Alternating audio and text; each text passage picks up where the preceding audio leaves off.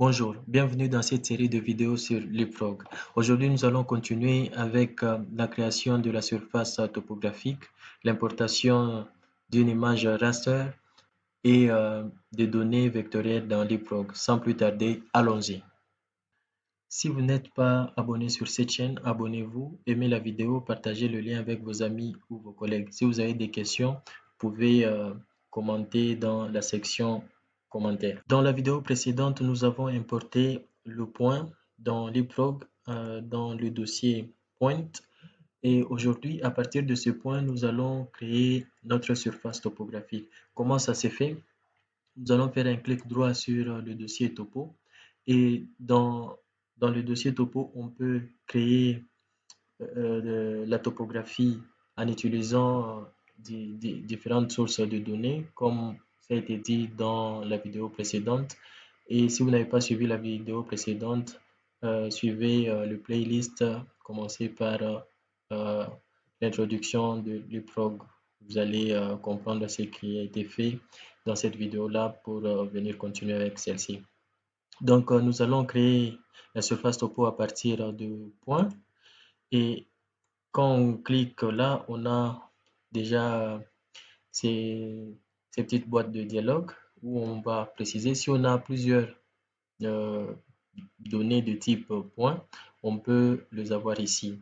Donc, je vais faire OK et je vais donner le nom à ma surface. OK.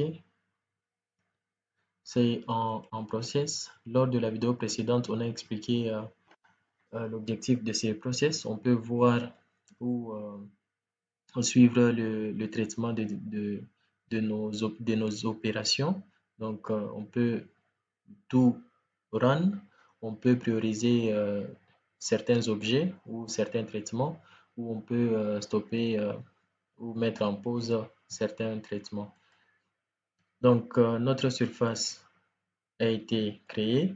Donc, pour visualiser notre surface, on n'a qu'à draguer et laisser dans l'espace graphique. Voici comment se présente notre surface topo. Donc, dès lors que l'objet est dans le graphique, on peut bien voir ici cet espace qu'on appelle shape list. On peut voir toutes les données qui sont dans le graphique. Elles sont reprises ici. Et on peut soit l'enlever à partir d'ici. Donc, je vais remettre ça là-bas. Ou soit aller sur le bouton Cleansing. Voilà. Donc, je vais remettre cet objet-là. On peut changer la couleur de la topo en utilisant la partie ici couleur. Et on peut diminuer ou mettre en transparence.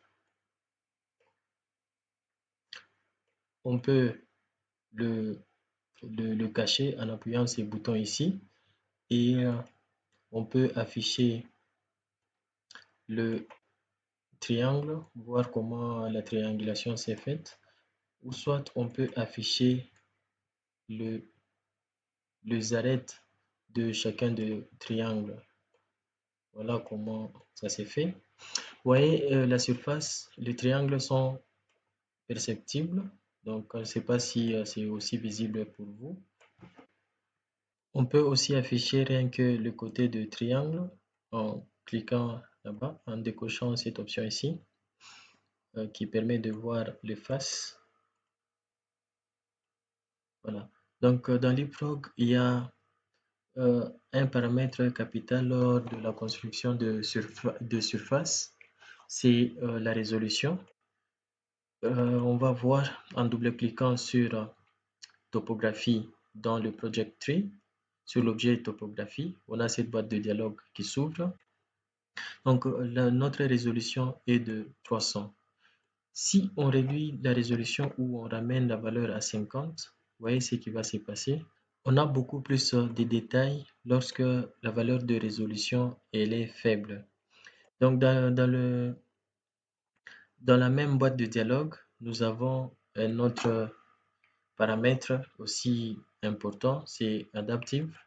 Donc, ce bouton ici nous permet de construire de petits triangles là où nous avons beaucoup de données et de grands triangles là où nous avons moins de données. Donc, j'ai essayé cette option ici en remettant d'abord 300 pour voir ce qui va se passer.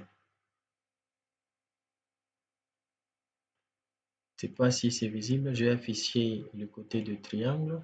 Vous allez voir que nous avons de petits triangles là où il y a beaucoup de données, mais là où il y a peu de données, vous voyez, on a de grands triangles. Donc, c'est que cette option nous permet de faire. Mais il est recommandé dans Leapfrog, lorsque vous construisez le modèle, d'aller avec une grande résolution, par exemple 300, et lorsque vous êtes vous êtes d'accord avec le modèle que vous avez construit, vous pouvez maintenant réduire la résolution et lancer les traitements. Comme dans Leapfrog, les données sont interconnectées, lorsque vous changez la résolution ici, ça va prendre pour toutes les données ou pour tous les objets qui sont liés à ces fichiers ici topo. Donc, c'est ça, c'est qu'il faut retenir à ce niveau ici. Donc, on peut aussi, ici, on affiche qu'une seule couleur. On peut aussi visualiser en fonction de différents niveaux d'élévation. Donc, comme cela, on peut aussi changer la couleur. Vous voyez, là, c'est une donnée continue. Donc, on peut changer aussi les couleurs. Je préfère prendre celui-là. OK. Donc, on a cette situation ici. Donc, j'ai diminué la valeur de la résolution. Par exemple, mettre 20. On aura beaucoup plus de détails. On aura de petits triangles. Donc, c'est en cours de traitement. Maintenant, le désavantage d'une valeur faible de résolution, c'est que le traitement prend beaucoup de temps. Vous voyez, on a de petits triangles. J'enlève ça. Et on a cette situation-là. Donc, on peut aussi augmenter l'exagération en allant ici, Z Scale. Donc, on peut mettre 5 par exemple. Vous voyez comment ça se présente. Et à part cette façon de voir la topographie, on peut aussi voir le face deep. Donc, on a cette situation-là. Voilà un peu ce que on peut faire quand on importe ou quand on crée la topographie. À partir de points, on peut aussi importer une surface comme ça directement dans Leapfrog. Une autre façon de visualiser notre zone de travail, si on a des images raster, on peut les importer. Pour ces tutoriels, je vais importer une image raster qu'on va mettre au-dessus de la topographie et je vais importer quelques données vectorielles qu'on va aussi draper sur la topographie. J'ai importé l'image raster. Donc, mon image raster se retrouve dans ces répertoires ici. Dans Leapfrog, il y a deux méthodes d'importation. Donc, je peux prendre directement cette image et aller la déposer là-bas. Ouais, voilà, l'image est importée. Ou soit, ce que je peux faire, c'est faire un clic droit dans JS Data, Maps and Photos. Ce que je viens d'importer, c'est une photo, une image d'extension TIFF. Donc, je peux aussi l'importer de cette façon. Import map. Donc, c'est la même chose. Je dois aller chercher dans le répertoire ici. Donc, ça revient au même. Voilà. Ce qu'il faudra aussi signaler, c'est que le système de coordonnées utilisé dans Leapfrog, dans un projet Leapfrog, dépend de données qu'on y importe. Donc, Leapfrog n'a pas d'exigence. Donc, les données que vous importez, Leapfrog va utiliser le même système de coordonnées et l'unité dépend de données ou des objets que vous importez dans Leapfrog. Voilà, je vais visualiser mon image ici. Voilà, l'image se présente en dessous de la topographie. Donc, si je mets la topo en transparence, Donc, l'image est en dessous de la topographie. Voilà. Avant de faire autre chose, je vais importer les données vectorielles. Fais un clic droit, import vector data, ou soit je peux aussi le déposer comme j'ai fait pour l'image. Donc, cette fois-ci, j'ai utilisé cette deuxième méthode. Donc, j'ai ces données ici de shapefile. Open. Voilà, et puis je fais OK. Don't filter. C'est en cours de traitement. Et je peux aussi visualiser ces données-là. Donc, je vais changer la couleur ici.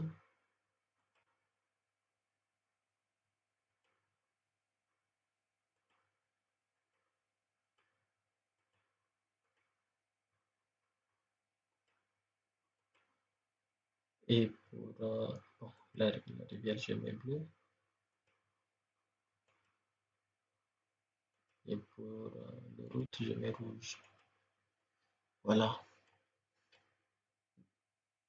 Les vecteurs sont au-dessus de la topo, mais l'image est en dessous de la topo. Donc, Leapfrog a facilité la gestion de ces genres de situations. Ce que je vais faire, je vais mettre ma topo dans le graphique, augmenter la transparence. Et en dessous, dans la partie Shape List, donc je vais aller créer un View. Donc, je vais aller sur Views, Edit Views. Donc, à partir d'ici, je vais créer un view que j'ai appelé JS et puis Create. Voilà, j'ai les données qui sont dans le dossier JS. Donc, je vais déplacer toutes ces données là. Donc, je vais les mettre dans mon view là-bas. Et l'image doit être en dessous. Je vais changer la couleur. Rivière en bleu. Et puis, close. Vous voyez, directement, mes objets JS sont drapés au-dessus de la topographie. Voilà comment on peut le faire dans Leapfrog. Dans le cas où mon image n'est pas géoréférencée, il y a une façon de géoréférencer une image dans Leapfrog. Donc, dès lors qu'on a notre image importée, on peut faire un double clic dessus. On a ces options ici. Et en déplaçant ces points, on peut aller géoréférencer. Donc, dans Leapfrog, on a besoin juste de 3 points.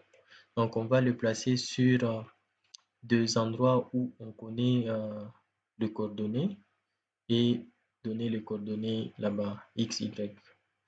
Et si vous connaissez le GCP sur votre terrain, vous pouvez positionner ces 3 points sur le GCP qui correspond et puis mettez le X et le Y de ces GCP là ici. Donc, discard. Voilà comment on peut créer la topographie dans Leapfrog, importer les images ou une image et les données vectorielles ou les vecteurs dans Leapfrog. Merci d'avoir suivi cette vidéo. N'oubliez pas de vous abonner, d'aimer la vidéo, de partager le lien avec vos amis ou vos collègues. Bye, à la prochaine.